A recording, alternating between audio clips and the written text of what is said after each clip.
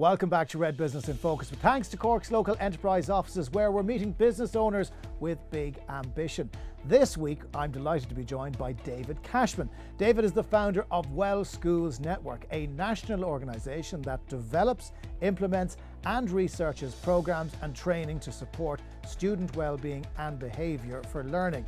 Now, the goal of the WellSchools Network is to promote both student well-being and academic achievement through the implementation of a systems and trauma-informed model of positive education. I've used many words there, David. You might be able to make sense of some of them for me, and I'll give you 30 seconds to do so. Yeah, so basically my PhD was in the area of development of a trauma-informed model of positive education. So based on that, I've developed a spin-out company with UCC to provide training to schools on academic achievement and well-being and how they go together. So basically it's creating a culture where learning happens in schools through my training program. Okay, and that makes sense. School can be a really traumatic place, and you know, some students will do well, others will absolutely hate it, but that's not a reflection of their academic abilities.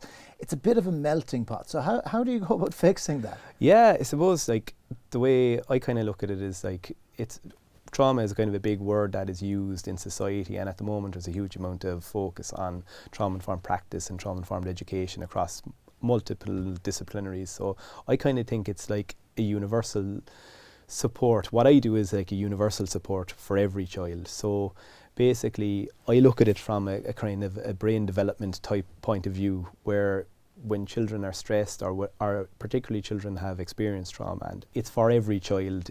It's kind of human-centred approach, and there are a number of kind of strategies that I'd use then for that. Does that trauma then sometimes impact on the child's ability to perform in school? Yeah, but it impacts all of our ability. Like, so I suppose when you think of trauma, there are a number of different type of things. There's adverse childhood experiences, but there's also just the stress of modern life. So if you think of it, there's some of my work is based on a guy by the name of Bruce Perry, and Dan Siegel as well. The Whole Brain Child is a book that he would have wrote, and basically your brain is broken up into three parts. It's your brain stem, your limbic system and your prefrontal cortex, and when you live in your brain stem, you're on constant alert, you're in hyper vigilant and hyper arousal.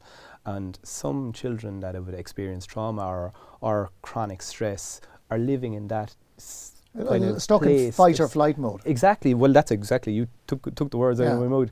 Fight, flight, freeze or fawn are the kind of things.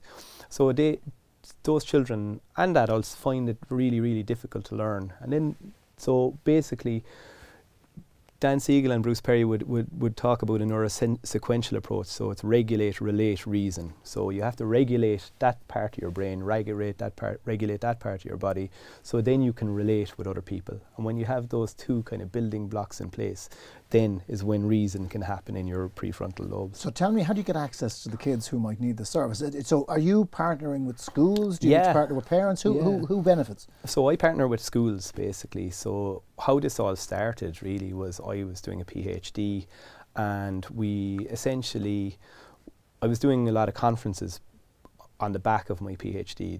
My PhD is a well-being PhD, because I see this, it's not just trauma, it's being well and it's behaviour for learning. And I suppose when I was doing that, I found that there was a huge amount of schools that were really interested in what I do. And I've linked it also to the school system. So it's a systems and trauma-informed model of positive education. So how that links to the system is through the code of behaviour, school self-evaluation, and through the continuum of support. And when people were asking me, I kind of said, right, we have to do something about this where I can provide a service to other schools. So my company spun out of UCC just in the last 2 months. And what we've done then is we have a number of schools in the network that I provide training to. Some of the things that came out of my research was that you have a huge amount of different needs in schools. Now there's trauma, but then there's also sensory needs. There's different types of needs that all children have. No, but I mean, the class will reflect the reality of the community, which is a little bit of everything. You say you've spun out of UCC. Have you spun into the local enterprise office? Is that what happened? Yeah, so spun out of UCC and into the local enterprise office. So I'm after getting tremendous support from the local enterprise office, even in terms of just support of where to go for things, but also in terms of feasibility grant to kind of make sure that I have access to the right supports and the right kind of resources that I'm able to put together for this. Were you a natural businessman, do you think? No. Well, so I'm still a principal in my own school. So I'm a school principal. I was a school teacher. I was my first job. A lot of my school teaching experience is in disadvantaged schools. Then I was principal of a disadvantaged school as well, and then I moved to my current school, which is Southly Educate Together, and I was the founding principal of Southly Educate Together in Ballyphehane and Cork. Yeah. I'm finding very much huge similarities between what I do now and what I do. Yeah, but there wasn't a local enterprise office to help you get the school up and running. No. What would your advice be to somebody who, you know, might have that idea in their head like you had, want to get it out? What would you say to them? Yeah, well, first talk to people, and networking has been hugely important for me.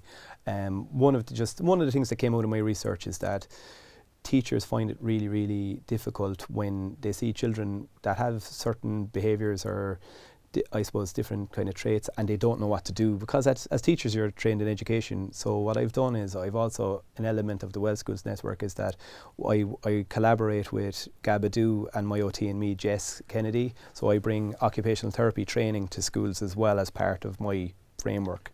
And by talking to other people, by talking to Jess in Gabadoo and my own team and me, I suppose you get different perspectives on different things. And likewise, talking to people in the enterprise office, Katie has been amazing to deal with. They put you in contact with people that actually help you and support you and help you grow your business a bit. If somebody wants to find out more, if they're an educator or if they're a parent interested in the WellSchools Network, how do they find you? Yeah, so our website is www.wsn.ie, or you can also contact me on dave@wsn.ie. David Cashman, thank you very much for joining us. Thank you very much. That's it for now. Thanks so much for joining us. Next time we'll be joined by Aaron Capil, who is a food entrepreneur, a spice expert and founder of the award-winning Green Saffron Food Company. He's also a talented chef, an author and someone who is extremely passionate about supporting his fellow small business owners. We're going to look forward to his business journey next week on Red Business in Focus, with thanks to Cork's local enterprise office.